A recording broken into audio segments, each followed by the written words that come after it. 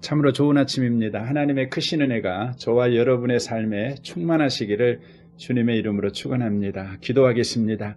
살아계신 하나님 아버지 감사합니다. 오늘 또 우리에게 새로운 날을 살 수 있도록 여전하게 생명의 호흡을 주셔서 감사합니다. 우리가 살아있음은 하나님께서 우리의 생명을 지켜주시고 붙들어 주셨기 때문입니다. 하나님의 은혜가 지금도 우리의 삶에 함께하고 있고 또 활동하고 있으며 또 역사하고 있는 증거임을 고백합니다.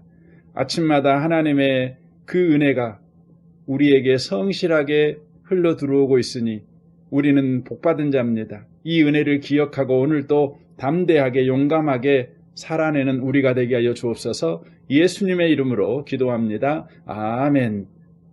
오늘 하나님의 말씀은 시편 60편 말씀입니다. 시편 60편입니다. 9절 말씀부터 12절까지 기록된 하나님의 말씀을 보겠습니다. 누가 나를 이끌어 견고한 성에 들이며 누가 나를 에돔에 인도할까?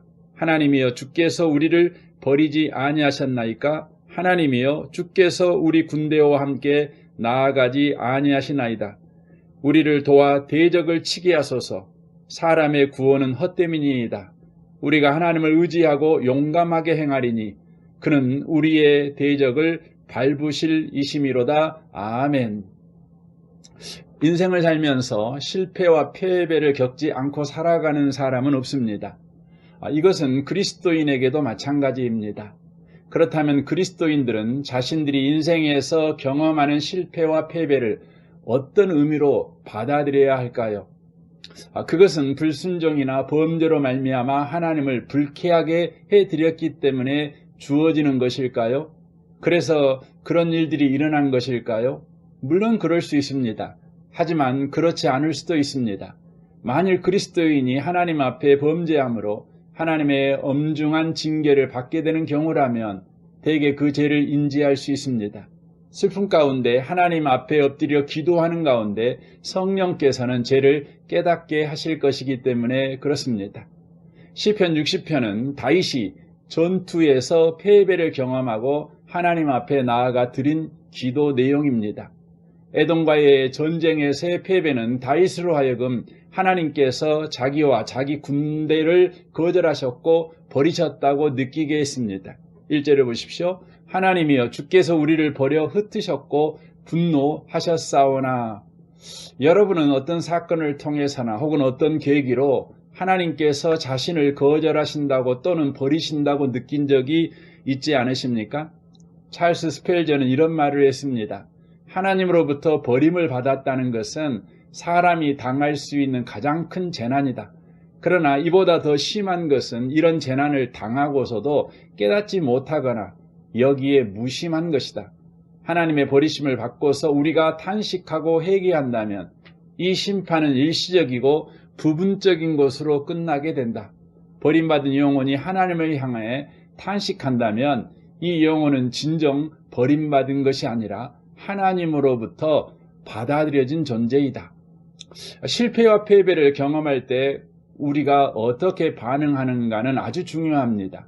시편 60편은 전쟁의 패배를 통해 다윗이 어떻게 하나님께 나아갔는지를 잘 보여주고 있습니다.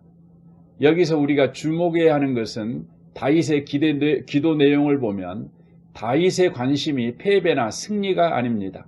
그의 관심은 패배와 승리보다 하나님과의 관계에 있다는 것을 이 본문이 잘 보여줍니다.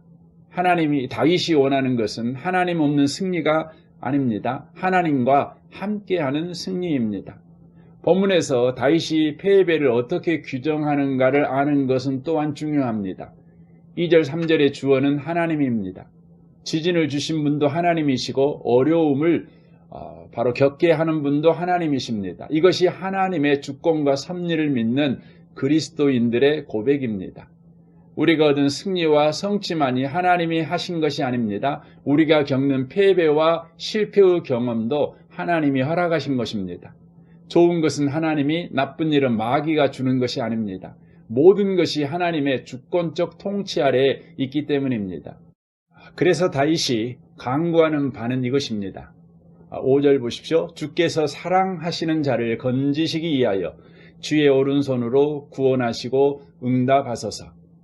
전쟁의 패배에도 불구하고 다윗의 강구에는 자신이 주께서 사랑하시는 자라는 확신이 깔려 있습니다. 이 확신을 가진 사람만이 사실 이렇게 과감하게 기도할 수 있습니다. 내가 주의 사랑을 받는 자가 아닙니까? 그러니 나를 주의 오른손으로 구원하여 주십시오. 그는 이렇게 기도했습니다. 이 기도의 의미를 잘 묵상하는 것은 인생을 사는 동안 실패와 패배를 피하지 못하고 살 수밖에 없는 저와 여러분의 삶에 크나큰 유익이 될 수밖에 없습니다.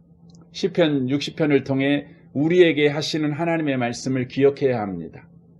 여러분을 담대하게 만드는 것은 무엇입니까? 여러분이 가진 실력입니까? 실력은 학문적일 수도 있고 돈일 수도 있고 권력일 수도 있습니다. 또 뭔가를 잘 해내는 능력일 수도 있습니다. 지금까지 이룬 성취일 수도 있습니다. 만일 이런 것들이 여러분을 담대하게 만드는 요소라면 여러분은 아직 주님을 제대로 알지 못한다고 말할 수 있습니다. 성도는 하나님께서 진리의 깃발을 세우실 때 그 깃발 아래로 모여드는 자들입니다. 그 깃발은 복음이고 진리입니다.